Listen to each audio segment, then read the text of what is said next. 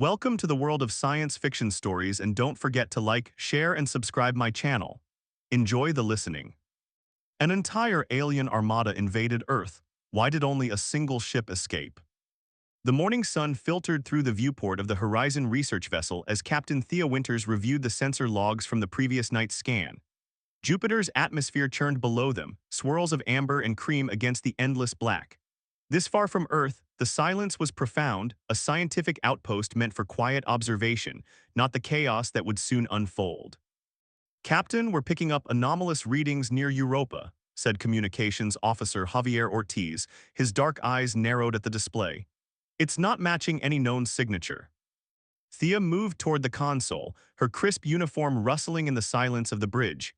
20 years in Earth Space Exploration Corps had taught her to treat anomalies with respect, not fear. Natural phenomenon. Negative, Javier replied. It's moving against Europa's orbital path, deliberate trajectory. Science Officer Priya Dhawan looked up from her station, her face illuminated by blue display light. Mass readings suggest artificial construction, approximately 3 kilometers in length. The bridge fell silent. Humanity had ventured far in the last century, establishing outposts throughout the solar system, but they had never encountered anything that wasn't their own creation. Until now. "Alert Earth Command," Thea said, her voice steady despite the pounding in her chest. "Maintain observation distance." What happened next would be analyzed for years to come, the first documented contact between humanity and the Nexarin Empire. The object, sleek and obsidian, unfurled like a flower in space, revealing segments that glowed with an inner violet light. It was beautiful, mesmerizing, and completely alien. Captain Priya whispered, "It's scanning us." Before Thea could respond, every system on the horizon flickered simultaneously. Displays flashed with symbols no human had seen before, a language of geometric precision that scrolled too quickly to follow. "They're accessing our database," Security Chief Daniel Rowe shouted, fingers flying over his terminal. "Everything, star charts, Earth coordinates, population centers." Thea slammed her hand on the emergency protocols. "Sever the connection, prepare for emergency burn." But it was too late. The alien vessel had already absorbed what it needed: humanity's location, defenses, history. In less than 3 minutes, they had downloaded centuries of human knowledge. The alien ship vanished as suddenly as it had appeared, leaving behind only a ripple in space and the cold certainty that they were no longer alone. The Horizon's crew stared at the empty space where it had been, their faces reflecting the horror of understanding. "Captain," Priya said quietly, "based on the energy signature it left behind, it was transmitting, broadcasting our location." Thea felt ice in her veins. To whom? To whatever's waiting out there. Earth received their warning with skepticism. Alien contact remained theoretical to most officials, despite the frantic transmissions from the Horizon. Admiral Garrett Pierce, head of Earth's Unified Defense Force, was one of the few who took the threat seriously. "We need immediate defense protocols," Thea argued during the Emergency Council meeting 3 days later. The Horizon had returned to Earth orbit at dangerous speed, burning through fuel reserves to deliver their warning in person. "Based on what?" countered General Helena Wung. "One unverified sighting." "Based on the fact that something breached our most advanced security systems like they were made of paper," Thea replied, her patience wearing thin. "Whatever they are, they're coming." Admiral Pierce nodded slowly. "Captain Winters is right. We've had astronomical anomalies at the system's edge for the past 12 hours. Whatever's coming, it's big." The council chamber erupted in murmurs. Defense Minister Tobias Fleming rose from his seat. "How long do we have?" "At current velocity," Pierce's face was grim, 48 hours. They had less. The first wave of the Nexarin fleet arrived 36 hours later, massive ships that darkened the sky over major cities, their hulls reflecting sunlight in disorienting patterns. They didn't communicate. They didn't negotiate. They simply arrived, positioning themselves in perfect formation around Earth's stratosphere. From her position at Earth Defense Headquarters, Thea watched the feeds from global monitoring stations. Military vessels scrambled to intercept were disabled without apparent weapons fire. Communications worldwide began to fail. "What are they waiting for?" she asked Admiral Pierce as they stood in the command center, surrounded by personnel frantically trying to establish any kind of meaningful defense. "They're studying us," replied Dr. Elliot Reeves, Earth's foremost xenobiologist. A thin man with perpetually disheveled hair, he had been called in to offer any insight possible, learning our patterns before they strike. The first attack came without warning, not with bombs or invasion forces, but with silence. All electronic communications worldwide collapsed simultaneously, defense systems shut down, power grids failed, Earth went dark in seconds. In the emergency lighting of the command center, Thea watched as humanity's carefully constructed defenses crumbled before an enemy they couldn't even see properly. "This isn't just technological superiority," Dr. Reeves muttered beside her. "It's like they know exactly how we think." "What's the point?" Thea asked. "If they can disable us this completely, why not just finish the job?" Dr. Reeves had no answer, but as they would soon discover, the Nexarin hadn't come to merely conquer Earth. They had come to harvest something far more valuable than resources or territory. They had come for humanity itself, and they had no idea what they were about to unleash. Dr. Elliot Reeves hunched over his makeshift laboratory in the underground bunker beneath Denver. 3 weeks had passed since the Nexarin ships had positioned themselves around Earth, and the situation had evolved from catastrophic to something far stranger. "They're not attacking in any conventional sense," he muttered, reviewing brain scans collected from soldiers who had encountered the Nexarin ground forces. "They're probing." Colonel Francine Porter leaned against the wall, her uniform dusty from the tunnel system they'd been using to move between resistance outposts. "Probing for what? They've already disabled most of our technology." "Not what," Elliot replied, tapping the brain scan displayed on his battery-powered tablet. Look at these patterns." The colonel squinted at the colorful neural activity maps. "I'm not a Dr. Reeves." These soldiers all reported the same thing after encountering Nexarin scouts: intense flashbacks, emotional distress, memories they hadn't accessed in years suddenly becoming vivid again. Elliot pushed his glasses up. "The Nexarin aren't attacking our bodies or even our infrastructure anymore. They're targeting our minds."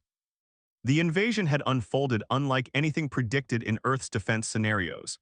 After the initial technological shutdown, the aliens had sent small scouting parties to major population centers. These scouts, bipedal beings with translucent skin revealing pulsing networks of light beneath, didn't kill. They simply observed and sometimes touched their human targets. Those touched reported overwhelming emotional experiences: grief, joy, fear, all magnified beyond normal human capacity. Some collapsed, others fled in terror. A few never regained their emotional equilibrium. "It's like they're sampling our consciousness," Elliot continued, "testing our psychological limits." A commotion outside the lab drew their attention. Two resistance fighters dragged in a third, a young woman whose eyes were wide with terror. "She encountered a scout in the eastern tunnel," one explained. "Hasn't spoken since." Elliot rushed to examine her, checking vital signs while Colonel Porter established a security perimeter around the lab. The woman's pulse raced, her skin clammy despite the cool underground air. "Can you hear me?" Elliot asked gently. "You're safe now." The woman's eyes finally focused on his face. "They're afraid," she whispered, her voice hoarse. "I felt it when it touched me. They're afraid of us." Colonel Porter scoffed. "They have planetary dominance and they're afraid of what?" The woman turned to the colonel, an eerie calm suddenly replacing her terror. "Of what we're becoming."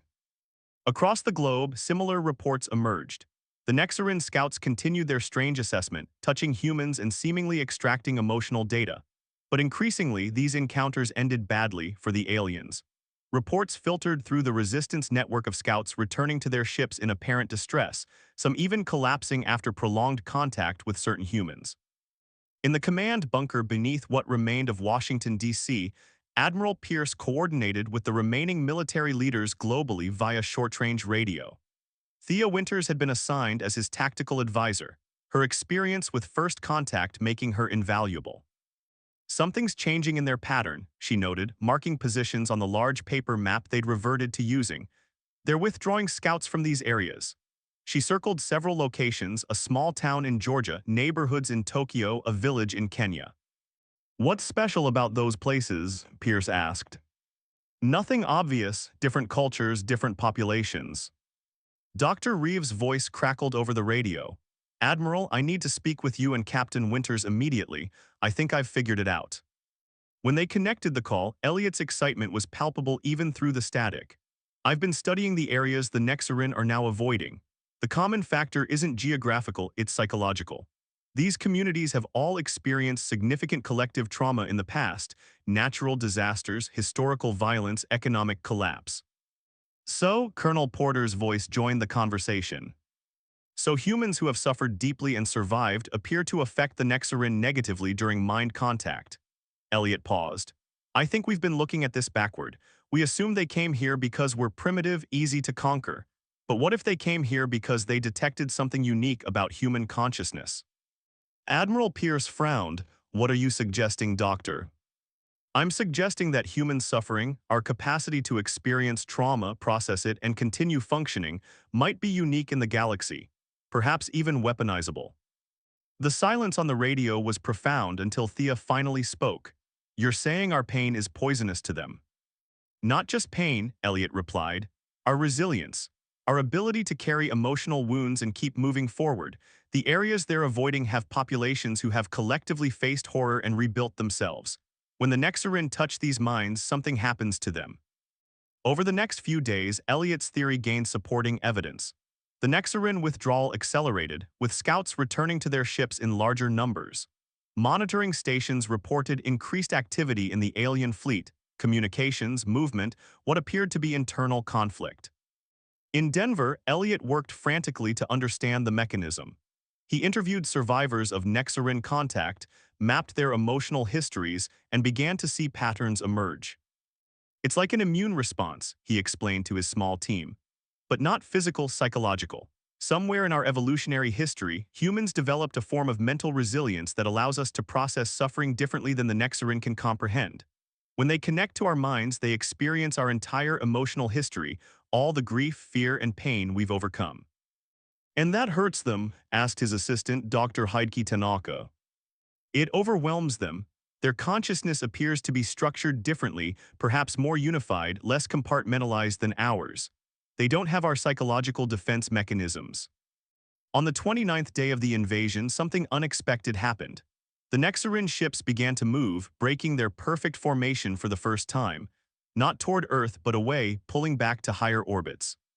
In the Washington bunker, Admiral Pierce watched the satellite feeds with cautious optimism. Are they retreating? Thea studied the movement patterns. Not all of them. Look, they're consolidating, bringing smaller vessels into the larger ones. It's a reorganization, not a full withdrawal. The radio crackled. Admiral, Elliot's voice came through, we need to broadcast, globally. As many people as possible sharing their deepest emotional experiences. If I'm right, we can amplify what's already happening naturally. You want us to psychologically attack them with our trauma? Thea asked incredulously. I want us to show them who we really are, Elliot replied. A species shaped by suffering, strengthened by it. If they can't process that, they'll have no choice but to retreat. Using the resistance network and remaining functioning transmitters, they coordinated a global broadcast. Survivors of war, victims of abuse, those who had faced tragedy and rebuilt their lives, thousands of voices sharing their deepest pain and subsequent resilience. The broadcast went out on every frequency they could access, directed at the Nexarin fleet. The effect was immediate and dramatic. Nexarin scout ships still in atmosphere began to falter, their previously graceful movements becoming erratic. The larger vessels in orbit emitted strange energy signatures never before recorded. It's working, Admiral Pierce whispered as they watched the feed. God help us, it's actually working. But as the collective consciousness of humanity focused its emotional history outward, something else began to happen, something no one had predicted. The boundaries between individual human minds started to blur. Those participating in the broadcast reported strange sensations, glimpses of memories not their own, emotions they'd never personally experienced. The signal is rebounding, Elliot reported frantically over the radio. Whatever connection the Nexarin used to access our minds, it's flowing both ways now. We're connecting to each other. In Denver, Elliot felt it too, a strange awareness expanding beyond his own consciousness. Snippets of other lives, other pains, other triumphs flowed through him. It wasn't invasive or frightening. It felt like remembering something he'd always known but somehow forgotten. The Nexarin fleet's reorganization accelerated. Most vessels were now clearly preparing for departure, their engines glowing with increasing intensity. But one ship, smaller than the others, with distinctive markings, descended instead, approaching Earth's atmosphere. They're sending an emissary, Thea realized. One ship is coming down while the others retreat. As humanity's consciousness continued to resonate with newfound connection, the single Nexarin vessel made its way toward Earth, carrying within it a message and a warning that would forever change humanity's understanding of its place in the galaxy. Commander Vex of the Nexarin Imperial Fleet had survived 17 planetary acquisitions. His neural pathways were reinforced with the finest synthetic enhancements, his mind shielded with quantum barriers designed to repel any form of telepathic intrusion. No species had ever penetrated these defenses, until now. "Status report," he demanded, his voice betraying none of the unease crawling through his consciousness. The command deck of the Dominant will pulsed with activity as his officers monitored the deteriorating situation. 37 scout vessels have gone dark, First Officer Nyari replied, her translucent skin revealing the increased flow of luminescent fluid, the Nexarin equivalent of stress. The ground teams that returned report severe neural disruption. Medical cannot stabilize them. Vex turned to the central projection showing Earth rotating slowly beneath them. Such an unassuming planet, blue and green, wreathed in clouds, appearing so peaceful from orbit. Nothing in their preliminary scans had suggested the psychological weapon it would become. "The humans shouldn't have this capability," he said quietly. "Their technological development is centuries behind ours. There are no indications of psionic augmentation or neural amplification devices." Science Director Jal approached, his movements stiff with discomfort. "Commander, I believe we have fundamentally misunderstood the human species. They aren't using technology to attack us. It's organic." The command deck fell silent. "Explain," Vex ordered. "The human mind has evolved differently from any species we've encountered. Their neural pathways are shaped by something our scans initially registered as damage, emotional trauma, but it's not damage, it's adaptation." Jal's inner lights flickered with agitation. They carry their pain as strength. Vex had personally overseen the first mind extraction protocols. Standard procedure: connect to the primitive species consciousness, extract useful information, map their weaknesses. It should have been simple. Instead, his scouts had returned shaking, some completely catatonic. The memories they'd absorbed from human minds weren't just information, they were experiences, raw and overwhelming. War, loss, betrayal, grief. And yet within each memory, something inexplicable: perseverance. "They've coordinated a global broadcast," Nyari reported suddenly. "Every remaining transmission device on the planet is projecting stories." "Stories," Vex moved to her station. "Personal narratives, testimonials of suffering and survival." Without warning, the ship's systems flickered. The neural interface connecting the crew to the vessel's AI stuttered, flooded suddenly with external input. A child watching her home burn, a man burying his family after a tsunami, a woman rebuilding her life after violence. The images weren't just data. They carried emotional weight, sensory details, the smell of smoke and the taste of tears. Vex staggered, his mental barriers straining against the onslaught. "Disconnect all receivers," he commanded, "sever the extraction channels." But it was too late. The human broadcast had found a way through their own mind-scanning technology, turning the Nexarin's greatest strength into vulnerability. What they had designed to extract information was now bringing it in, a flood of human consciousness pouring through the neural network connecting every ship in the fleet. In the medical bay, Science Officer Laren monitored the vital signs of the incapacitated scout team. "Commander," she called as Vex entered, "something is happening to their neural patterns." The scouts lay on examination platforms, their bodies' rigid skin pulsing with chaotic light patterns. But their minds, Vex could see through the neural display, were transforming. New connections forming, pathways restructuring. "They're adapting," Laren whispered. "The human consciousness is teaching them." "Teaching them what?" Vex demanded. "How to feel, how to suffer, how to endure." Across the fleet, similar reports emerged. Nexarin crew members exposed to human consciousness through the extraction channels were experiencing emotional responses never before recorded in their species. Some collapsed, overwhelmed. Others reported strange sensations, empathy, regret, hope, concepts without proper translation in the Nexarin language. In his private chamber, Vex reviewed the initial contact data. The Nexarin had detected Earth 5 cycles ago, an anomalous signal of consciousness unlike anything in their extensive galactic catalog. The Emperor himself had ordered investigation, certain that such a unique mental signature must indicate advanced technology worth harvesting. Now Vex understood the truth. What they had detected wasn't technology at all. It was pain, centuries of human suffering, processed and transformed into something powerful. Commander Nyari's voice came through his communicator, tight with strain. The flagship is ordering full withdrawal. The Emperor has been affected. Vex felt cold dread. The Emperor's consciousness was connected to every ship in the fleet, every Nexarin mind. If he had been overwhelmed by the human broadcast. "Prepare for immediate departure," he ordered. "All vessels." Vex paused, a new thought forming, dangerous, perhaps treasonous, but suddenly clear in his mind. "No, the solitary truth will remain. I will command it personally." Commander Nyari's confusion was evident. Why would any ship remain? "Because someone must bear witness," Vex replied. "Someone must understand what has happened here. The humans aren't just defending themselves, they're evolving, connecting to each other in ways we never anticipated. The galaxy must know." The decision was made. As the Nexarin fleet prepared for emergency departure, Vex transferred to the smaller vessel. He selected a minimal crew, only those who volunteered after understanding the risk.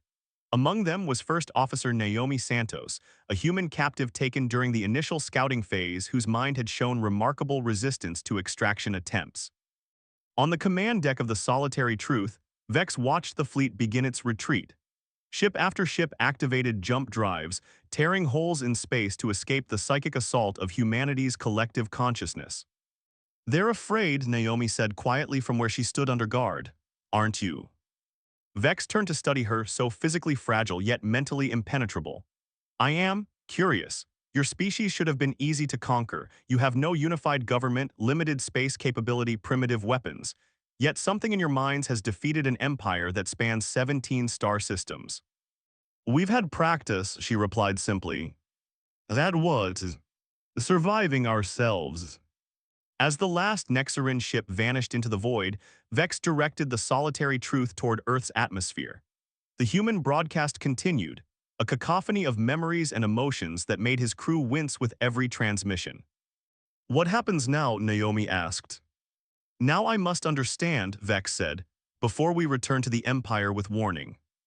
The Solitary Truth descended through Earth's upper atmosphere, its stealth systems engaged to avoid human detection. But something unexpected happened as they penetrated deeper. The ship's neural interface began to resonate not just with the broadcast, but with something broader, something ambient.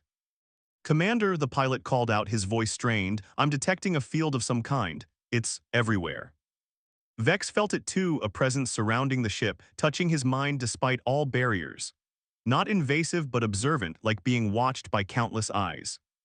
"It's Earth itself," he realized. The collective consciousness of billions of humans has formed a network, a field of shared awareness. As the ship stabilized in the lower atmosphere, hidden among clouds above the North American continent, Vex made his decision. Against all Nexarin protocol, against everything he had been programmed to believe, he would attempt direct contact with the phenomenon. He ordered the neural interfaces maximized, opened his mind fully to the human consciousness field, and for the first time in his existence, Commander Vex of the Nexarin Imperial Fleet surrendered.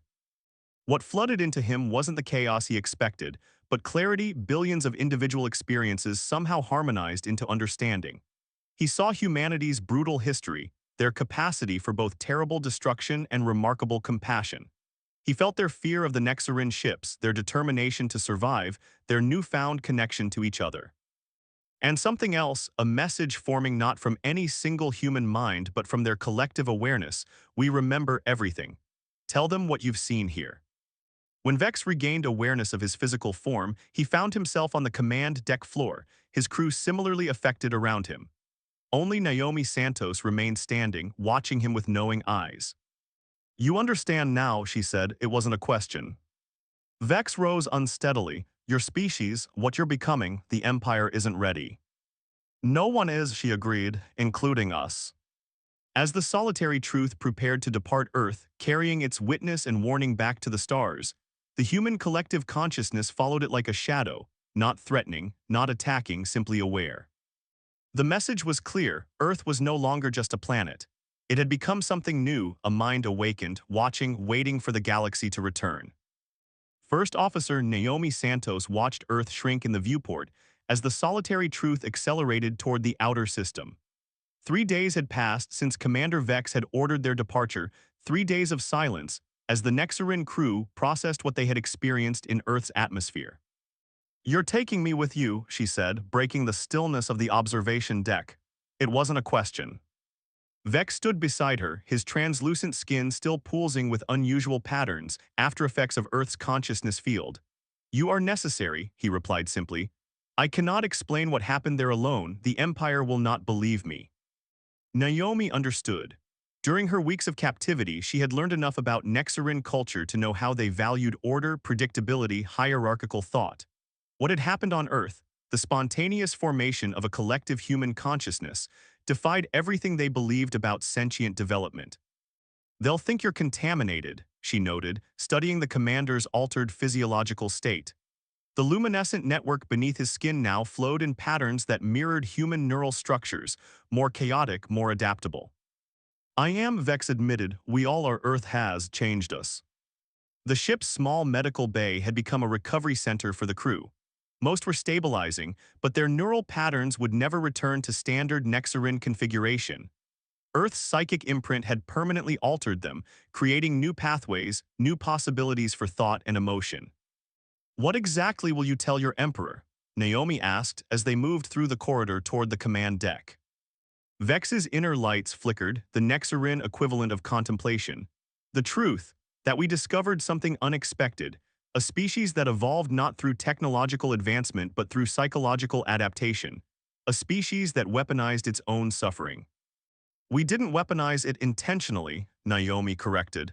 "We didn't even know what we had until you tried to take it from us." As they reached the command deck, urgent signals flashed across the main console. Navigation Officer Trell turned, his movement still unsteady from the neural reconfiguration. "Commander, we're detecting pursuit vehicles." Vex moved swiftly to the station. "Nexarin vessels." "No," Trell's lights pulsed with confusion. "Human craft, 3 small ships approaching from Earth's moon base.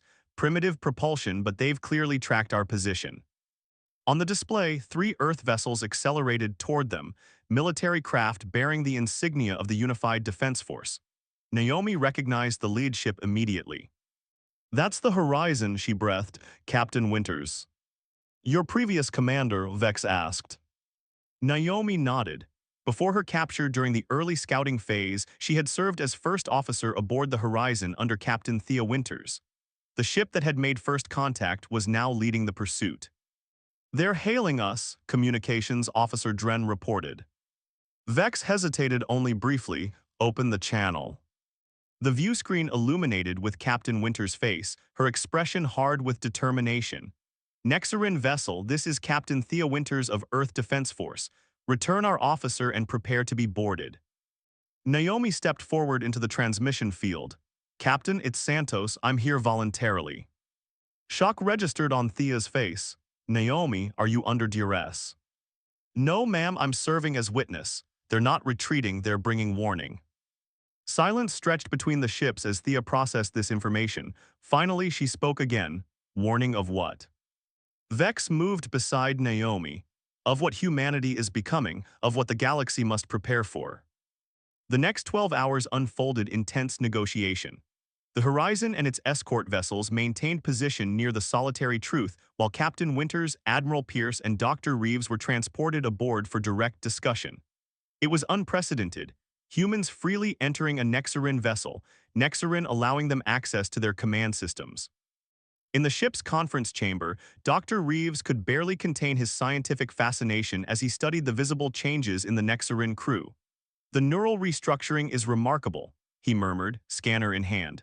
"Their consciousness has been fundamentally altered by contact with our collective field." Commander Vex displayed the ship's data without hesitation, complete records of the invasion attempt, the unexpected psychic resistance, the formation of Earth's consciousness network. What happened to your species was not in any of our evolutionary models, he explained. Consciousness does not typically develop this way. How does it typically develop? Admiral Pierce asked. Linearly, predictably, individual minds growing more complex over generations, occasionally forming temporary telepathic links through technology. Vex gestured to the neural patterns displayed on the screen. Not this. Not billions of individual traumas suddenly harmonizing into a unified field that retains individual identity while creating something greater. Captain Winters studied the data with concern, and now this field remains active around Earth. Yes, Naomi confirmed.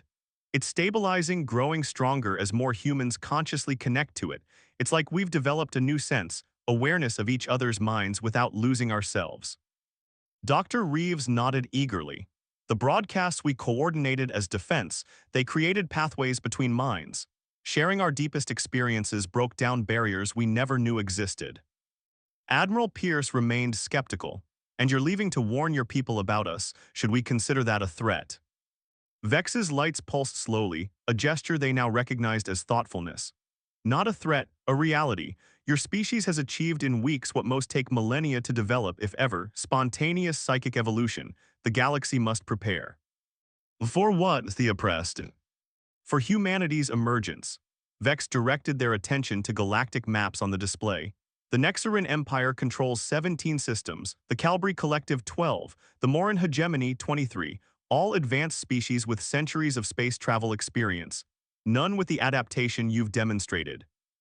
The implications hung in the air between them.